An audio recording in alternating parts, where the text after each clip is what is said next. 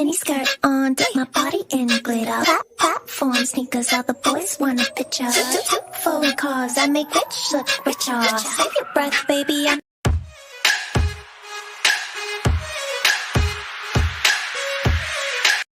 राधे राधे, कैसे हो आप लोग। तो हमारा चल रहा है क्लास 6 का चैप्टर 4, जिसका नाम है सॉर्टिंग मटेरियल्स इनटू ग्रुप। ये उसका पार्ट 2 है।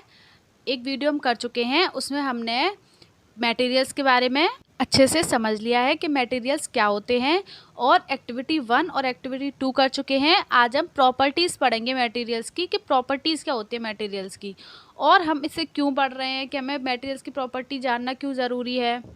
तो प्रॉपर्टीज में हमको ये सारी चीज़ पढ़नी है कि ट्रांसपेरेंट, बेंडी, रिजिड, सॉफ्ट, हार्ड। यानी कि हमने अगर कोई भी मटेरियल लिया, मान लो हमने क्लॉथ लिया, तो वो ट्रांसपेरेंट है कि नहीं। तो हम किसको कैसे देखेंगे इसको, अगर उसकी निटिंग दूर दूर हुई होगी तो वो ट्रांसपेरेंट होगा, अगर पास पास हुई होगी तो मतलब नहीं होगा।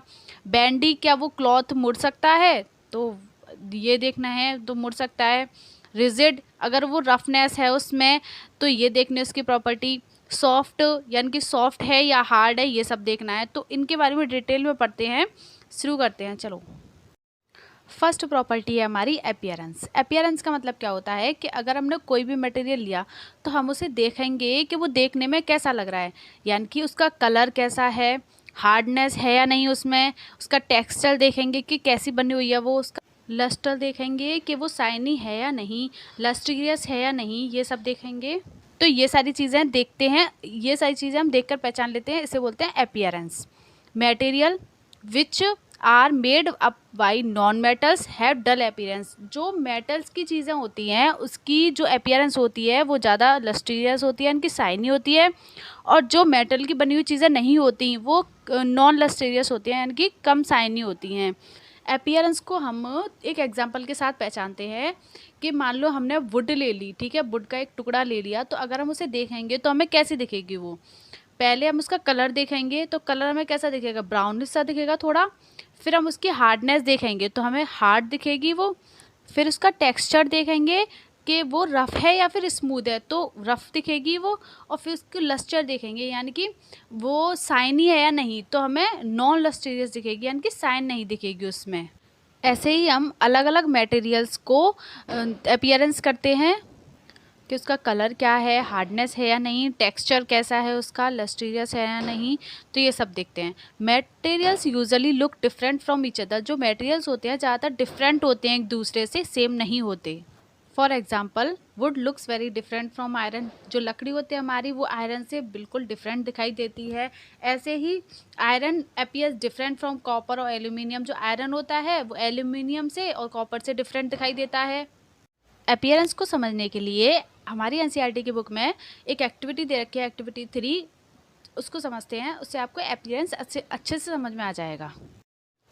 ये हमारी एक्टिविटी 3, इसमें आपको क्या करना है, collect small pieces of different material like paper, cardboard, would, copper wire, aluminium sheet, chalk.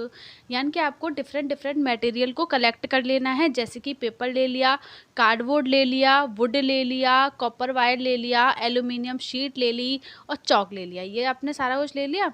Do any of these appear shiny. फिर आपको ये देखना है कि ये जो आपने मटेरियल्स कलेक्ट किए हैं इनमें से कौन सा शाइनी आपको दिखाई दे रहा है, यानी कि कौन सा लस्ट्रियस दिखाई दे रहा है।